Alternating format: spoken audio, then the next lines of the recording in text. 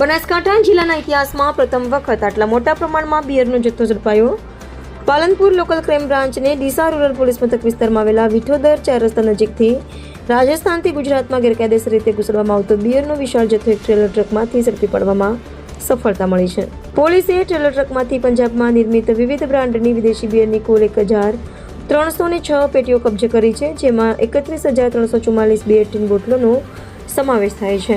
જપ્ત કરાયેલા બિયરની કિંમત ₹58,58,712 રાખવામાં આવી છે.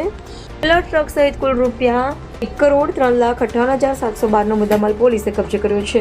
ચોક્કસ બાતમીના આધારે પાથાવડા ડીસા હાઈવે પર વિઠોદર 4 રસ્તા નજીક નાકાબંધી ગોઠવવામાં આવી હતી. નાકાબંધી દરમિયાન આજે 19GJ0022 નંબરના ટાટા ટ્રેલર ટ્રકને રોકીને તપાસ કરતા તેમાં ચોખાના ભૂસાની યાર્ડમાં બિયરનો જથ્થો સંતાડેલો મળી આવ્યો હતો. પોલીસે સમગ્ર જથ્થો કબજે કરી ટ્રેલર ટ્રકના ચાલક સામે ડીસા રૂરલ પોલીસ મથકે કાયદેસરની કાર્યવાહી હાથ ધરી છે. નીરજ બોડાણા, જિલ્લો એક્સપ્રેસ નેટવર્ક, ડીસા, બનાસકાંઠા.